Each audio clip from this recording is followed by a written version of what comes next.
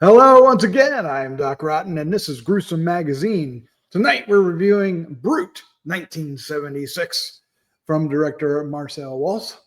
He also did Blind, Pretty Boy, Jurassic, Reborn. Let's do this. Gruesome Magazine.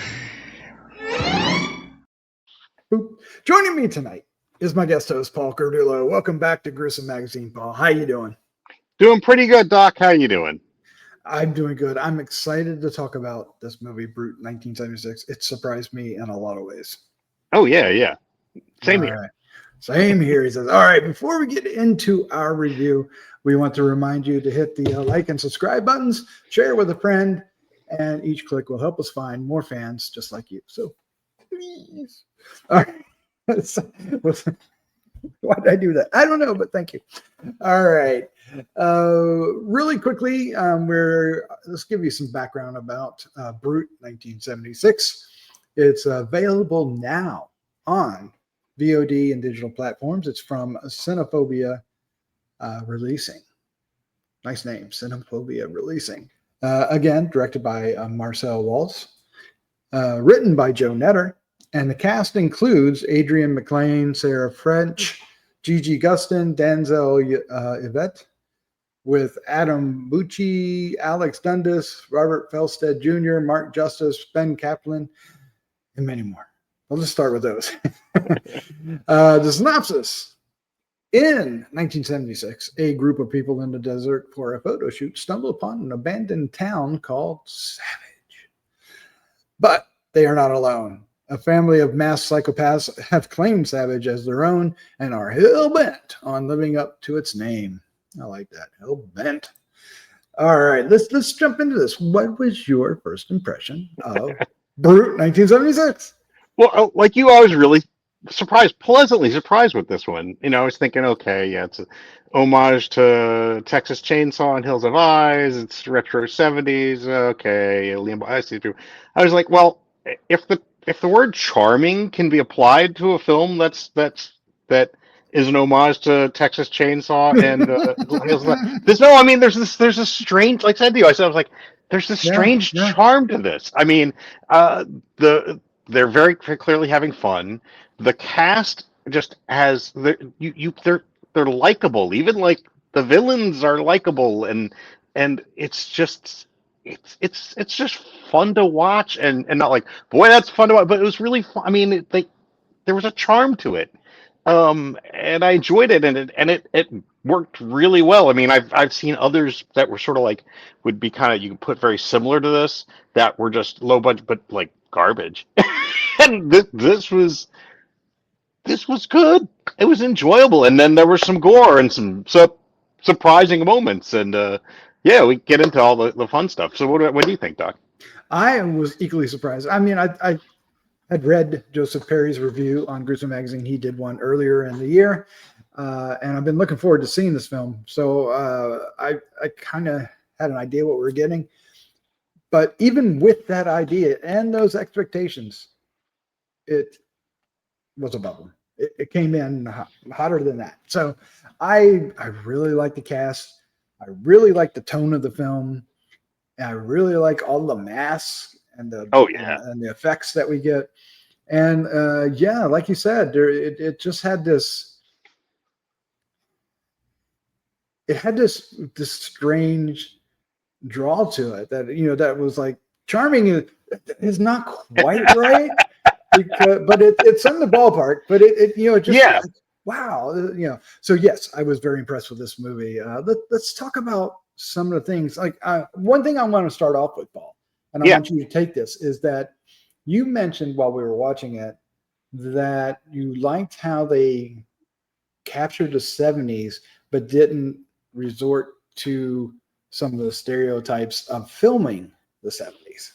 Yeah, so I mean there are films that do that are great. Like X was wonderful, right? Mm-hmm. It kind of did that same kind of style. This they didn't, but it still had it had the feeling of the 70s. Sure, I mean you're gonna find people who are like, well, that car there didn't come out. I was like, screw you, just enjoy the movie. It still felt like the 70s, right? The clothing, the attitudes. It had a feeling like you were there, but again, yeah, it was filmed as a modern film, which, like I said, I appreciate it because not every film has to be that takes place in the '70s has to be an homage to '70s filmmaking, and I think it worked well with this that it was a modern film but still had that period feel to it, and it was very refreshing because. I get a little tired every once in a while. Like, look, this is like an '80s Italian film. This is like a '70s. I'm like, how about let's do a 2020s film? And that's what this was. It just takes place in the '70s. Yeah, and they really did capture the atmosphere, regardless, right? Because the clothes, the automobiles, the town itself had like just relics from from that time past, previous. Yeah. So it really did capture the spirit, and I really enjoyed that. I also enjoyed the location. Oh yeah. Our locations, but definitely the town of Savage, which was used in another film. You said it's been used in a couple. Yeah, it's a ghost town. It's called Nelson, Nevada. Apparently, people actually live there. There's about a population of 22 as of 2020, and yeah, it's been used in a number of films. Usually, kind of low budget films. Again, trying to do the same kind of thing, but less successfully than this one. This one, that not only that they really use the location well. I mean, you've got a sense of place. You got a sense of some of the just kind of how it was set up, but also a little bit of like the chaos of where it was. I mean, I think they did a nice use of the location there. I mean, I think that really helped as well. Yeah, and another thing I mentioned was the mask, which there's a variety of masks. Let's show. We have a couple of them. Let's go ahead and show those. This is one. This is Mama Bird, which there's so much about this character at this point that I really like, and just the interesting touches, like having the twine wrapped around the eye socket and that stuff. Really work. Here's just another one. This is doing dastardly things, but you get the idea of these masks, and there's a whole bunch more, but I don't want to get really lost in that. But what was your impression of the masks themselves? It was cool because they had. It was interesting because they were distinctive, they were separate, they had kind of an aesthetic going to them. But like I said, there was looks like there was some real craftsmanship put into it. Mm-hmm. It wasn't just some crappy mask. Here, we're going to glue a couple things onto it now. It's like they put some work into this, and it even kind of ties in with something that happens with what one of the characters says and stuff. It's like there's like a purpose for this, and it actually makes sense within the story, and it works really well. And they're, like you said, and even up close. I think you had said that, right? There's sometimes where you'd see it up close and it held up up close because it's not supposed to be an actual face. It's supposed to be a mask, but it's beautifully done. I mean, just some actual work was put into those. Some care. Yeah, and the last thing I want to go over real quickly the cast themselves. Oh yeah, because they are really fantastic. Let's start off with Adriane McLean, and let's see if I can get her to show up. Here she is, who is the lead. Yeah, you may not think that at first, but she becomes the lead as the film goes on. I don't think that's a spoiler. This is a spoiler. No. We're not going to get anything. But no. I really enjoyed her. I thought she did a fantastic job. I mean that's the thing is, especially with a film like this, you want a cast that is gonna bring it up, and I think it really she was fantastic because I mean you cared about her, but she came across. I mean it was really well done in terms of you could see her arc, you could see her doing what she does. Right. It wasn't just like it came out of nowhere. It flowed real well, and she did an excellent job with it. Yeah, she really was wonderful. Absolutely. And then a character that's heavy in the beginning and then throughout the film is Raquel. I think it's Raquel. It's not Rachel, right? It's Raquel, played by Gigi Gustin. And my comment about her is she's really good in this film. She's fantastic, and she is by far. Well, that's not how I want to say it. I just want to say that she establishes herself as a scream queen in this film. If she hasn't already, because she's done some other films that are really, really fun too. But in here, boom! I mean, this picture alone shows you what, but it's even better in motion than it is with this photo. Really strong and fun performance. Well, and she does more than just scream. That's the thing too. I mean, Well, yeah. when she needs to, she's got that. But she has to do a range of things in this, and it works. Mm-hmm. Again, she makes her character's arc make sense, and it works really well. I mean, she's like I said, she can go from that to this or that, and really kind of it works. All right, I really enjoyed her. And then, of course, there's the rest of the cast. Sarah French is Sunshine. She's the one in the hat. Yeah. She's pretty fantastic. And then let's see if I can get the right people for the right thing. We have Adam Bucci, Alex Dundas, Robert Felsted Jr., Mark Justice, maybe Mark Justice, Mark Justice, and Ben Kaplan. I hope I have the right characters because I think the rest of them. I think the rest of them are all the killers, if you will. But I really enjoyed this crew of people.